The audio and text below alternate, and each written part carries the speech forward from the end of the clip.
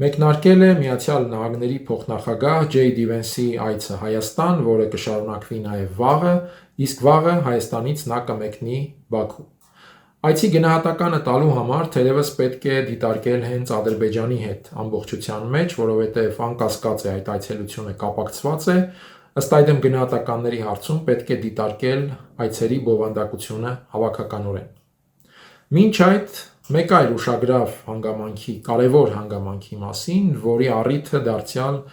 Ջեյ Դ. Վենսի այցն է Հայաստան և որը Հայաստանի հանրային և պետական զարգացման տեսանկյունից ըստ իս կարևորագույն հարց է։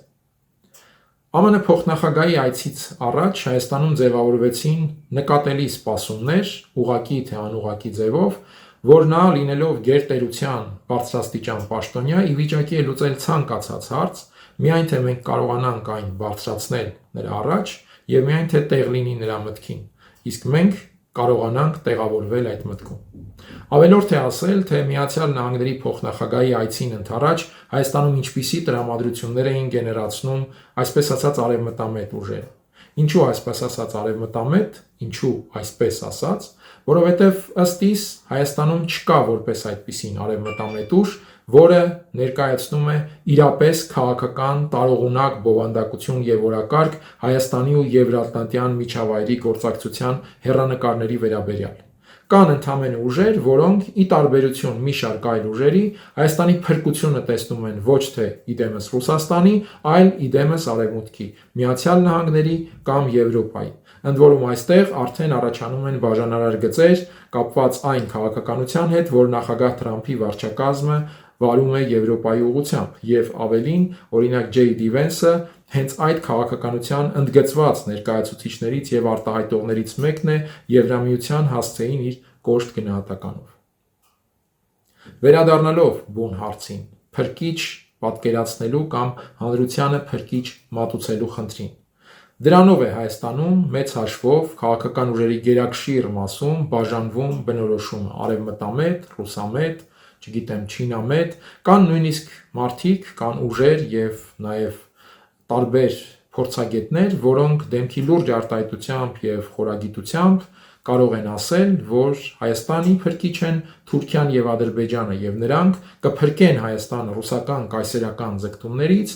եթե մենք չխանգարենք նրանց կառուցել իրենց պատկերացրած խաղաղությունը։ Ընդ որում,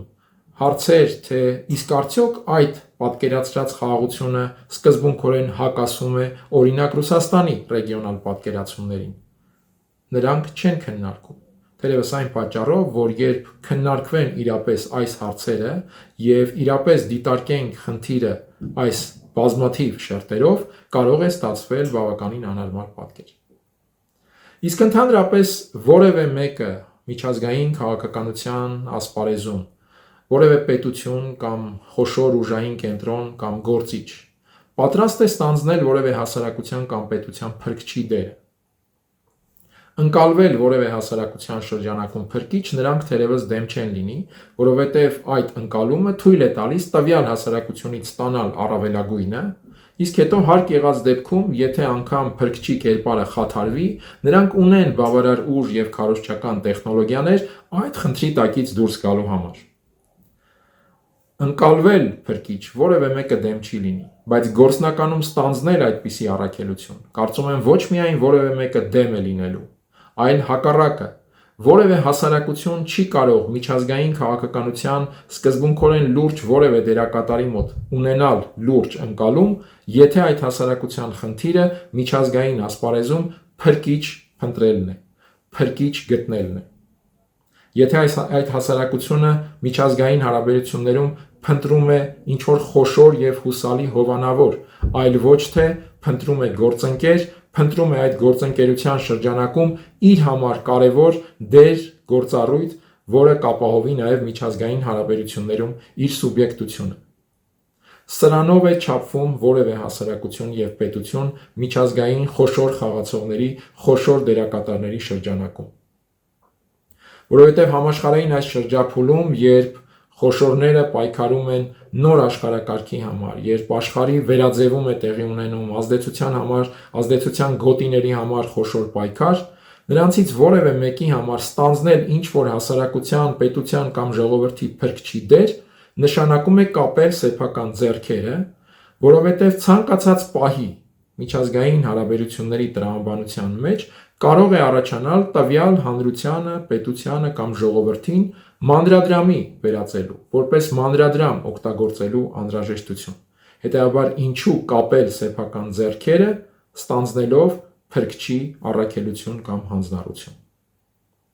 Ըստ այդմ, սա է գնահատման չափանիշը միջազգային հարաբերություններում, եւ ավելին, մանրադրամ դառնալուց խուսափելու համար հասարակություններն ու պետությունները հենց պետք է ձգտեն ներկայանալ որպես սեփական կարողություններ ունեցող եւ ոչ թե ինչ-որ փրկիչ կամ հովանավոր փնտրող, այլ հակառակը, դերակատարում փնտրող սուբյեկտ, ներկայանալ որպես սեփական կյանքը կառուցելու կարողություն դրսևորած, այսինքն պետության ներքին կյանք, ներքին համակեցության բարձր որակներ եւ ստանդարտներ ապահովելու կարողություն դրսևորած սուբյեկտ։ Այդպիսի սուբյեկտներն են, որ ոչ թե ենթակա են լինում մանրվելու միջազգային հարաբերություններում, այլ դիտարկվելու որպես գործընկեր։ Եվ նաև այդպես են չափվում քաղաքական վերնախավերը, կախված թե նրանք ինչ են առաջարկում սեփական հասարակություններին, ինչ փիլիսոփայություն, սեփական ուժերին ապավինելու կոնկրետ եւ առարկայական կարողություններ ու առաջարկներ, թե փրկիչ փնտրելու եւ ըստ այդմ հասարակություններին լավագույն փրկչի հասցե մատուցելու հարցում մրցակցող քաղաքական ուժեր։ Սա է համաշխարհային քաղաքականության տրամաբանությունը, եւ այս տրամաբանությունից դուրս գտնվող հասարակություններն են, որ մնում են միջազգային հարաբերությունների լուսանցքում դրանից բխող ծանր հետևանքներով։ Ցավոք սրտի, մեր հասարակությունը տևական ժամանակ եւ մեծ հաշվով հետխորհրդային շրջանի գերակշիռ մասում ապրել է փրկչից փրկիչ դիապազոնում, ներքին եւ արտաքին առումով։ Այդ հասարակությունները չեն կարող իրապես ակնկալել կայուն եւ լուրջ դեր միջազգային հարաբերություններում, անկախ թե ինչպիսին է աշխարհակարգը։ Աշխարհակարգը սովորաբար ձևավորվում է հենց այդպիսի փրկիչ փնտրող հասարակությունների հաշվին։